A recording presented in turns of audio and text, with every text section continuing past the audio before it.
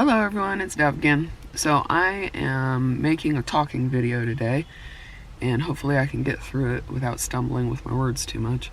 So this is just going to be a video talking about why I made the decision to go nomadic, and also why I haven't left yet. And you know, it's just going to be jumbled together. I can't do one and then the other because it's all intertwined. So, you know, over 21 years ago, I got pregnant with my son, and after that, I married his father while I was still pregnant. My kid will be 21 this year, and so we got married because I got pregnant, which is kind of normal nowadays. Not to say that I didn't love him, but I don't know if I would have married him, except for I got pregnant.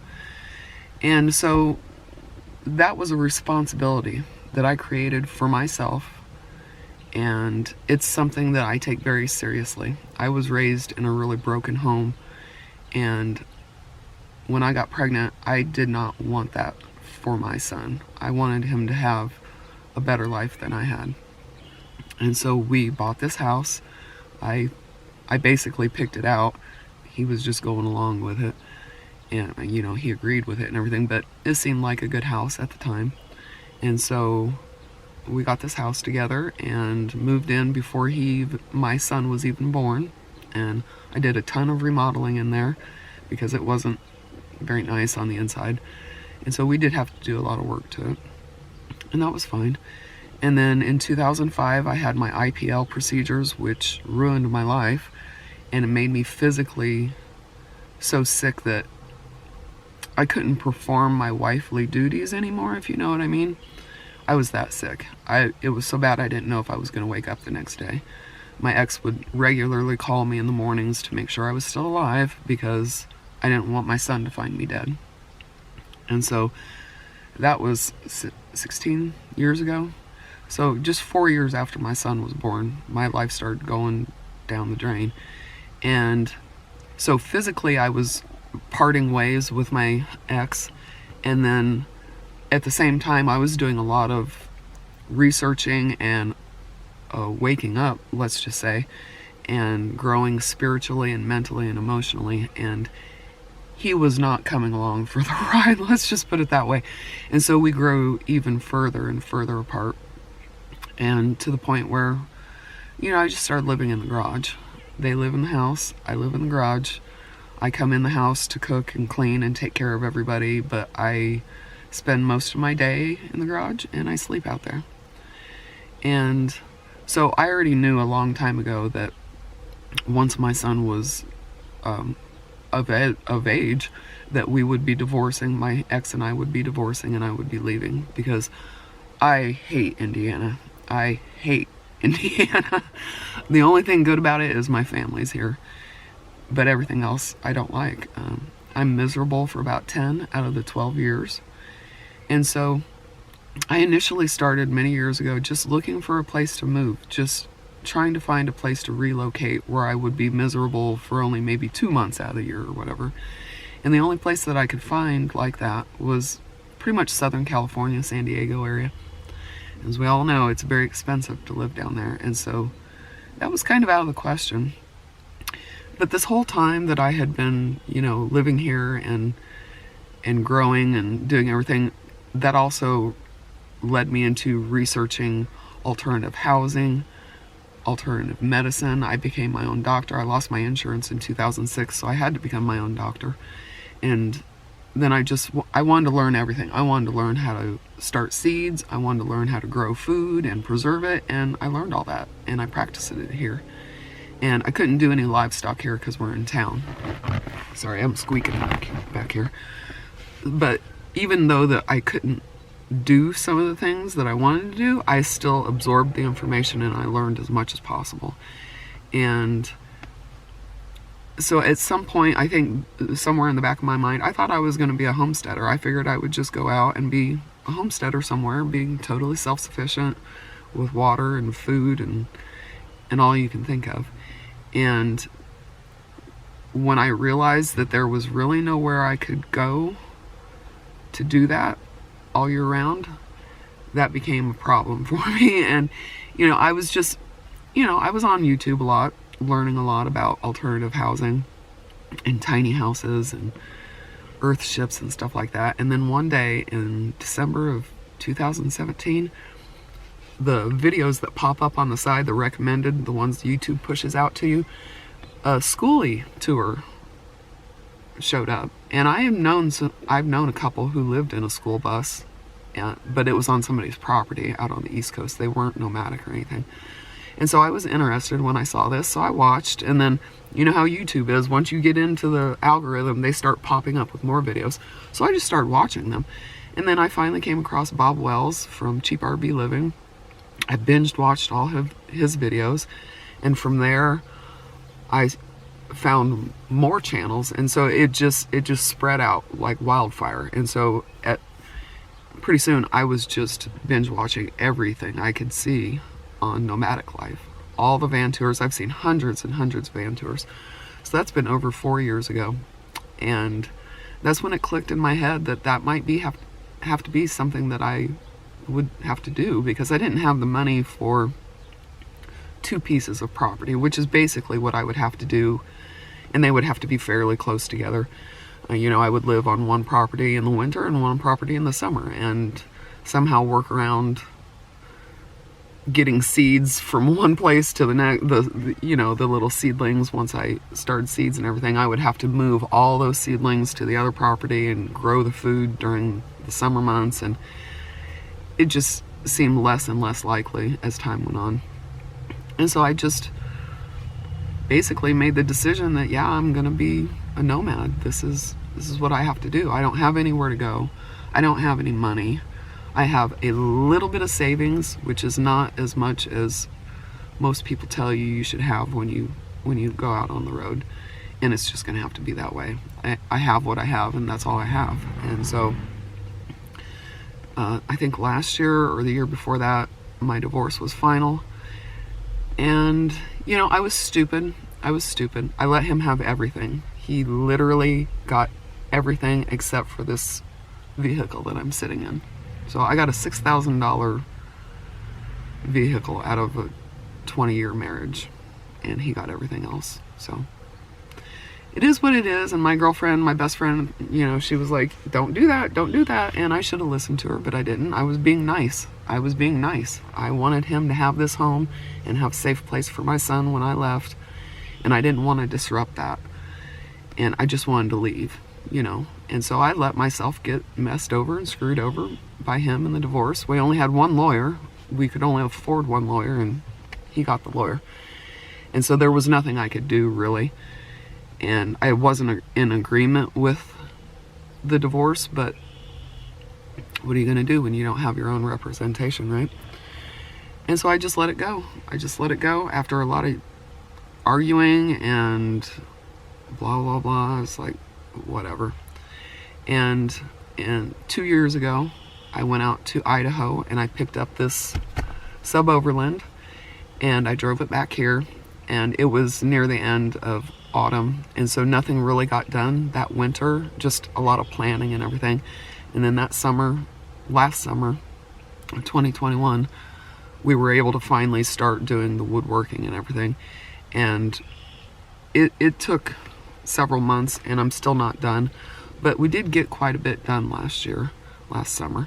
And then winter came again, and because of the whole thing with the craziness that was going on in the world, last year was not a good time for me to leave. Not only was my rig not done, but everything was so unstable that it was not a good time for me to leave. And so I'm still here. That's why I'm still here. That's why I haven't left yet, because I made a responsibility for myself, and that is my son. I did not want to leave yet, because he's very smart, but he was an only child, and there was still some things that I wanted to teach him. And I've known women who have stayed in bad marriages until their kids were 25, and their kids were still living at home, but they stayed just because they wanted that stableness for their kid. It was not bad enough to the point where, they had to leave and it was an emergency. And that's the way it's been here. We're friends. We're more like brother and sister now. I do have some resentment over the financial aspect and what he did afterwards to me. I didn't think he'd ever do that to me, but he did. You know, whatever. And so, yeah, I just wanted to be with my kid as much as I could, because quite frankly, when I leave here, I'm probably never coming back. And it's the other way around, you know. Most of the time the kids leave, but this time it's me leaving. And I just have to deal with the fact that I may never see him again when I leave. And so I did want to spend as much time as I could with him and teach him as much as I could.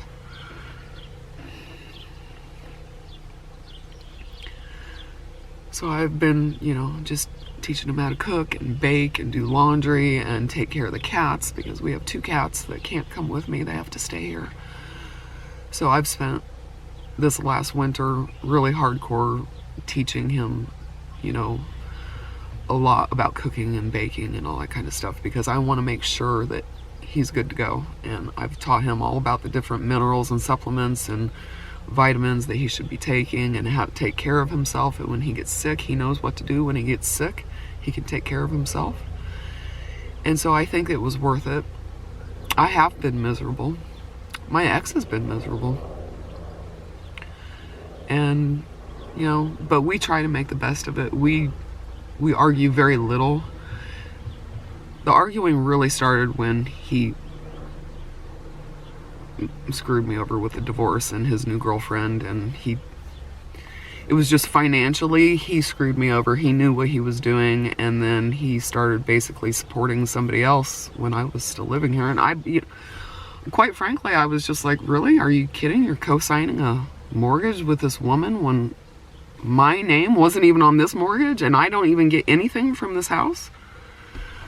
So yeah, I have been in a bad mood a lot since that happened, but I've just been trying to bite my tongue, bide my time. You know, every time I would buy something for my rig, I would get flack for it. That's why I think, you know, it's been harder on me than it should have been, because, you know, I'm literally building out my house. I'm driving away with nothing except for my clothes and whatever I can shove in this car. And every time I would buy something like a solar panel, I would get flack for it. Like, well, what are you buying now? Well, how much was that? And blah, blah, blah. I'm like, okay. So, you know, there have been issues, but again, we've just been kind of working through them, trying to do the best we can while I can still be here with my kid. And I think that's it. This year is the year. Ready or not, here I come. I mean, there's some nomads out there who are saying if you don't have to leave this year, don't, because it's not a good year financially. And I honestly don't know what I'm gonna do. When I bought this rig, gas was $2 a gallon. Now it's over $4 a gallon. I have a little bit of savings, not near as much as you're supposed to have when you leave, but it'll have to do. I have no work references for 20 years. I quit working so that I could raise my son. I did not want anybody else to raise him. So I started working at home with the company. You know, I quit my job, but that job allowed me to be a contractor for them. So I started working at home. I worked at home for 4 years until 2006. So 5 years I worked at home, and I did have an income. And then it got to be, I was so sick that I couldn't work anymore. And then also at the same time, the company shut down and got bought out. We lost our insurance. I lost my contract work. And so I have no work references for 20 years. So when I go out west, if I can't figure out a way to be self-employed on my own, it's going to be hard for me to get a job. So, you know, it is that way. I can't give my ex as a work reference. About the only thing I can do right now is, you know, offer to work for a weekend for free, and if they don't like what they see, they can tell me to move off. But I don't have any references. I don't know how I'm going to do this. I have no idea. I'm winging it at this point. And yeah, hopefully everything will turn out okay. But I just thought I would put this video up and clarify a few things. I recently had an online conversation with someone who is in a sticks and bricks and has a little camper vehicle. They just, you know, go out for a few weeks at a time or whatever. But I was basically told, you know, get off your duff, turn the key, get out of there, you're sitting in your own purgatory, and blah, blah, blah. And this person was calling me out for complaining about what my ex did to me, which, you know, whatever. It was in her comment it was in a comment of one of her videos, which I have deleted, because it's not worth it to me to have that kind of stress in my life. But it did prompt me to make this video to explain why I'm still here, why I have not turned the key and just drove away and gotten out of my purgatory. Not so easy when you make responsibility for yourself. When you're a mother, you're a mother. And you either take it seriously or you don't. And I took it seriously. That's why I'm still here. That's why I have not turned the key and just driven off. Not only because of my kid, but because of what happened last year and the financial situation for the whole country and everything that's gone on since the whole C word started. So, yeah, that's why I'm still here. And hopefully this is the year. Unless something really bad happens, I've got to go. It's time for me to go. And I knew it was going to be time for me to go. I did not plan for the C word to come. I didn't know that was going to happen. And so here we are, and I'm almost done with my rig. It's warm enough now that I can get back to working on the window coverings and everything. And all the woodworking is pretty much done. There's just some final things that I have to do. I still have to put locks on my drawers and everything.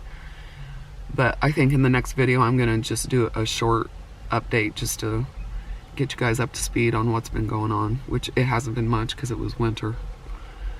But that's it. That's my video today. And I hope you're all doing well. And hopefully this is a better year for all of us than last year. All right. Talk to you guys later. Bye.